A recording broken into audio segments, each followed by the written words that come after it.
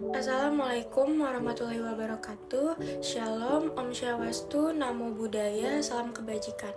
Jadi kami dari kelompok 4 akan menjelaskan tugas teori kepribadian yang dikemukakan oleh B.F. Skinner.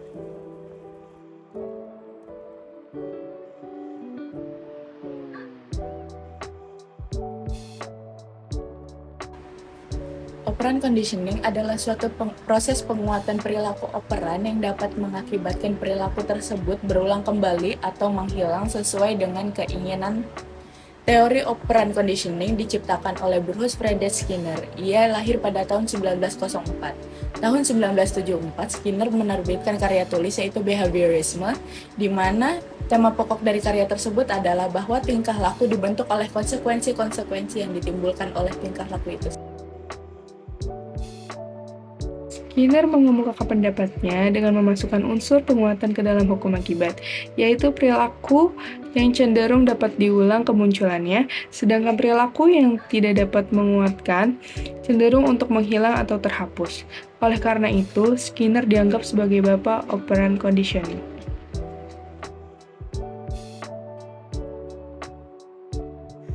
Dalam konsep teori ini, adanya sistem pembentukan perilaku yang ditawarkan oleh Skinner, yaitu berdasarkan cara kerja yang menentukan atau operant conditioning.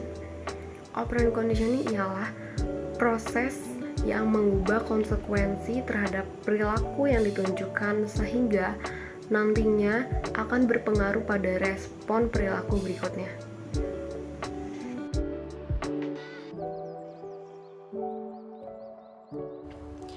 Yang selanjutnya adalah percobaan.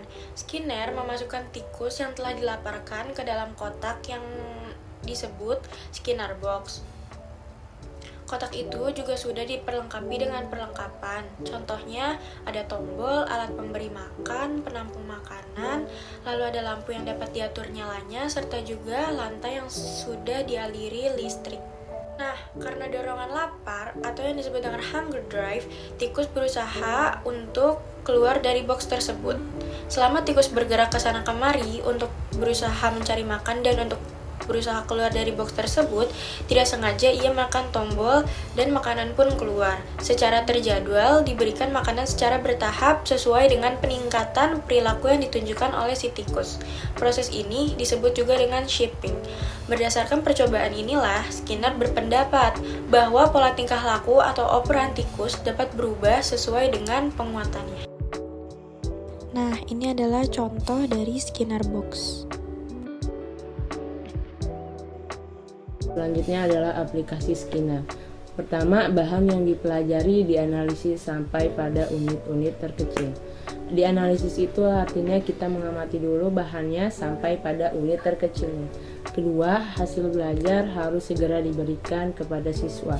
Jika salah dibetulkan dan jika benar diperkuat. Jadi hasilnya itu harus segera diberikan agar siswa tahu salahnya di mana dan dia tahu yang benarnya seperti apa. Ketiga, proses pembelajaran tidak dikenakan hukuman. Keempat, dalam pendidikan mengutamakan mengubah lingkungan untuk menghindari pelanggaran agar tidak menghukum. Karena ketika kita ingin hasil yang baik tapi lingkungan tidak mendukung maka tidak bisa. Karena itulah yang diubah terlebih dahulu adalah lingkungan. Kelima, tingkah laku yang diinginkan pendidik diberi hadiah. Jadi ketika ada murid yang tingkah lakunya sesuai yang diinginkan pendidik atau guru, maka beri dia hadiah atau yang biasa disebut reward. Dan yang terakhir, keenam adalah hadiah diberikan kadang-kadang atau jika perlu.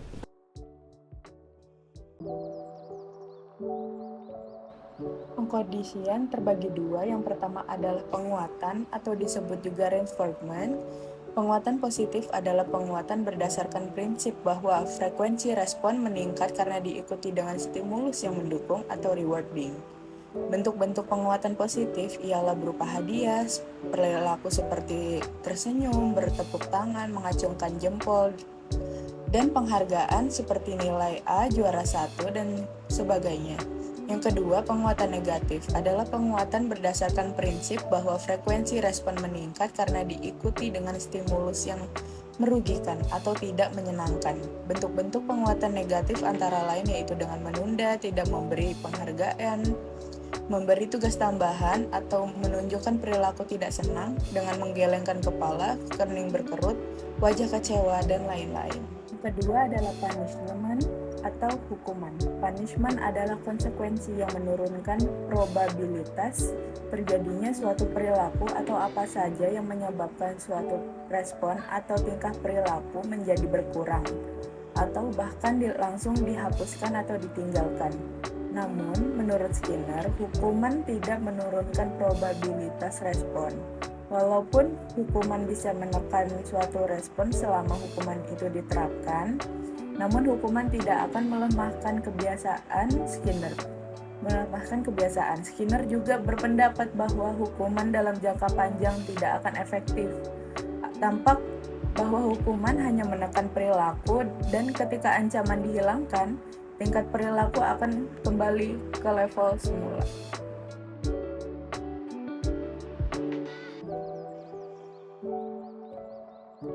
Contohnya, pertama, contoh perilaku dari penguatan positif, yaitu murid mengajukan pertanyaan yang bagus, konsekuensinya guru memuji murid, dan perilaku kedepannya murid mengajukan lebih banyak pertanyaan. Jadi di sini murid itu mengajukan pertanyaan bagus dan bertanyanya di waktu yang tepat ya. Kedua, contoh perilaku dari penguatan negatif, yaitu murid mengajukan pertanyaan yang bagus, konsekuensinya guru berhenti menegur murid. Perilaku kedepannya murid makin sering menyerahkan PR tepat waktu. Murid sudah bagus karena mengajukan pertanyaan, tapi dia tidak menyerahkan tugas dengan tepat waktu. Ketiga, contoh perilaku dari hukuman, yaitu murid mengajukan pertanyaan yang bagus. Konsekuensinya, guru menegur murid langsung dan perilaku kedepannya murid berhenti menyela guru. Kenapa di sini konsekuensinya guru justru menegur, padahal murid mengajukan pertanyaan yang bagus? Karena murid mengajukan pertanyaannya tidak tepat waktunya, atau bisa disebut dengan menyela guru ketika sedang memberi materi. Sekian presentasi dari kelompok 4. Saya Fadia Ayu selaku moderator di kelompok 4. Kurang serta lebihnya mohon maaf. Assalamualaikum warahmatullahi wabarakatuh. Shalom, Om Swastiastu, Namo Buddhaya, salam kebajikan. Terima kasih.